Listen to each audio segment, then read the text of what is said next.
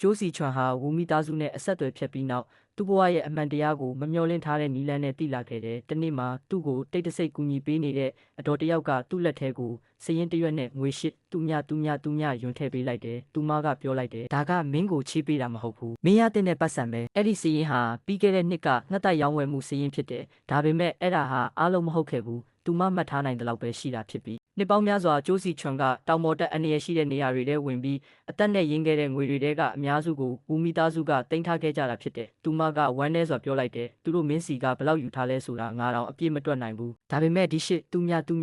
ထက်တော့တေချာပေါက်ပိုတယ်။ကျိုးစီချွန်ကတော့စိတ်ပူသွားခဲ့တယ်။ဒီငွေကိုယူလိုက်ရင်မင်းဘယ်လိုရှင်းမလဲ။ဒါပေမဲ့သူမကဆုံးဖြတ်ပြီးသားဖြစ်တယ်။တစ်ဖက်မှာတော့ဖုန်းတစ်ထေးကအရေးသွေးမြင့်ငှက်တိုက်အတွက်အရေးပေါ်အော်ဒါတစ်ခုရှိနေခဲ့တယ်။ဒါပေမဲ့တွားယူရမယ့်နေရာကလူတိုင်းကြောက်တဲ့ရေဆက်ကြောက်ကူဖြစ်နေတယ်။အဲ့ဒီနေရာကိုတွားရဲတဲ့လူမရှိသလောက်ပဲ။ဘာကြောင့်လဲဆိုတော့အဲ့ဒီနေရာမှာမှားယွင်းသွားရင်အသက်ဆုံးရှုံးနိုင်လို့ပါ။ဒါပေမဲ့ကျိုးစီချွန်ကမကြောက်ခဲ့ဘူး။သူဟာဒီလိုအန္တရာယ်တွေကိုအရင်ကလည်းရင်ဆိုင်ခဲ့ဘူးတယ်။သူကတည်ငြိမ်စွာမေးလိုက်တယ်။ရေဆက်ကြောက်ကူကပစ္စည်းဆိုရင်ဘယ်လောက်ပေးမလဲ။တခန်းလုံးတိတ်ဆိတ်သွားခဲ့တယ်။ဘာကြောင့်လဲဆိုတော့ခြေထောက်မတန်တဲ့ကျိုးစီချွန်ဟာအခုတစ်ချိန်မှာတော့လူတိုင်းကြောက်တဲ့နေရာကိုတွားဖို့ဆုံးဖြတ်လိုက်ခဲ့လို့ပါပဲ။သူ့အတွက်ဒီခီးဟာငွေရှာဖို့တင်မဟုတ်ဘူး။သူ့ကိုအထင်သေးခဲ့တဲ့လူတွေရှိမှကိုတံပိုးကိုတက်တည်ပြဖို့အခွင့်အရေးတစ်ခုပဲဖြစ်လာခဲ့တယ်။